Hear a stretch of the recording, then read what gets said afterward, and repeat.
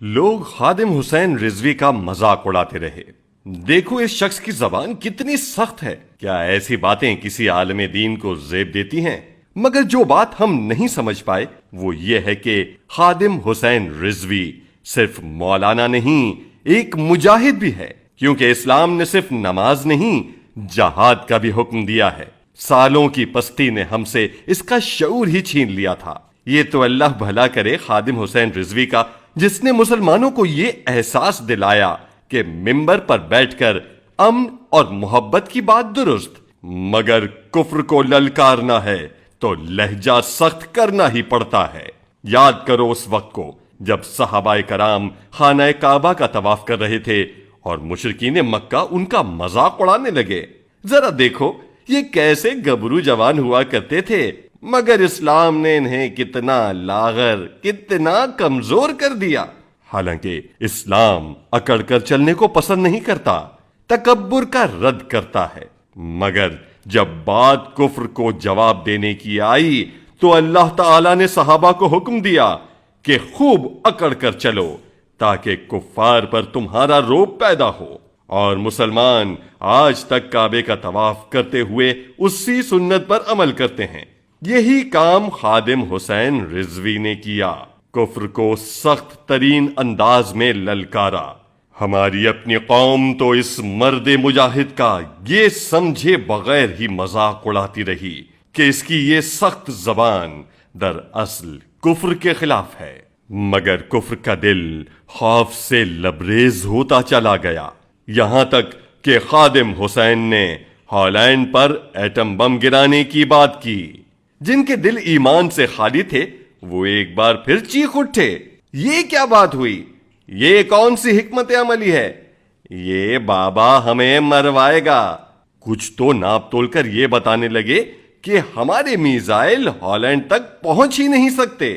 Missile تو نہ پہنچ سکے، مگر خادم حسین کی للکار ضرور ہالینڈ تک پہنچ گئی. اے میرا فتویٰ ہے، ہالینڈ جڑا جڑا مسلمان رہتا ہے اس استاد کو گھر جا کے قتل کر دو. وہ کہتا میں پڑھانے ہی پڑھانے خاکے. اسلام کا خوف ضرور گیرٹ وائلڈر تک پہنچ گیا، کیونکہ خادم حسین ایک سچا مجاہد ہونے کے ناطے یہ بات اچھی طرح جانتا تھا کہ طاقت ہتھیار میں نہیں للکار میں ہوتی ہے، جسے انگریزی میں پاور پروجیکشن کہتے ہیں. یعنی اپنی طاقت کا کچھ اس طرح اظہار کرو کہ طاقت استعمال کرنے کی نوبت ہی نہ آئے. ماڈرن وارفیئر سے واقف حضرات اس حکمت عملی کی افادیت سے اچھی طرح واقف ہیں، اور اسی ماڈرن حکمت عملی کو اس شخص نے بخوبی استعمال کیا جسے میڈیا اور لبرل جدید تقاضوں سے ناواقف مولوی سمجھتے رہے. ساتھ میں یہ یاد رکھنا بھی ضروری ہے کہ ایسا مقابلہ پہلی بار نہیں ہو رہا تھا. 2012 میں جب گستاخانہ فلم بنائی گئی تو اس کے خلاف احتجاج میں ہم نے اپنے ہی ملک کے 6 سنیما گھر اور متعدد املاک کو نظر آتش کیا، مگر فلم کو نہ روک پائے. اور کچھ ایسا ہی اس کے بعد ہونے والے مختلف گستاخانہ مقابلوں کے وقت ہوا. مگر خادم حسین رضوی نے سیدھا اس ملعون کا گھیراؤ کیا. ملک میں ایک ٹائر تک نہ جلا، مگر خوف سے گیرٹ وائلڈر کا سارا غرور جل کر راکھ ہو گیا.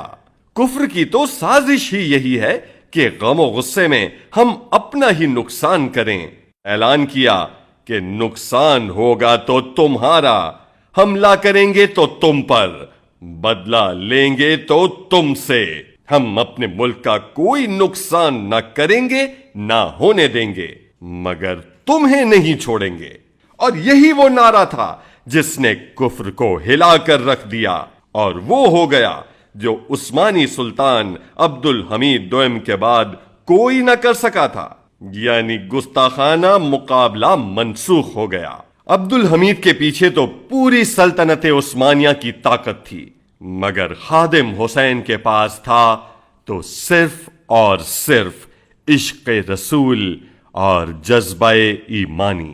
خادم حسین تم پر کروڑوں سلام ہوں. تم نے میرے نبی کریم رؤوف و رحیم صلی اللہ علیہ وآلہ وسلم کی عزت پر پہرا دیا۔ آخر میں قوم کے نوجوانوں کو مخاطب کر کے کہنا چاہتا ہوں کہ اب تو اپنی آنکھیں کھولو اور دیکھو کہ میڈیا اور سوشل میڈیا خادم حسین کے خلاف اتنا زہر کیوں اگلتا ہے؟ اس لیے کہ وہ جانتے ہیں کہ کفر کا مقابلہ آج کے دور میں اگر کوئی کر سکتا ہے تو وہ خادم حسین ہے، اور تم ان کے بہکاوے میں آ کر خود بھی اس مرد مجاہد کی توہین میں لگ جاتے ہو۔ سوچو، اگر بروز محشر رسول اکرم صلی اللہ علیہ وآلہ وسلم نے تم سے پوچھ لیا کہ جو میری عزت پر پہرا دیتا رہا، تم نے کیا سوچ کر اس کا مذاق اڑایا، کیا سوچ کر اس کی تضحیک کی، کیا تب تمہارے پاس کوئی جواب ہوگا؟ نہیں نا۔ اسی لیے میں کہتا ہوں ابھی بھی وقت ہے، اس مرد مجاہد کی عظمت کا اقرار کرو اور کفر کے فریب کا انکار۔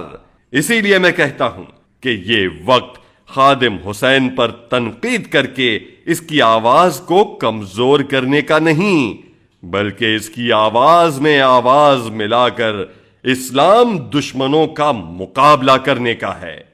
جاگو میری قوم کے نوجوانوں، کہیں دیر نہ ہو جائے۔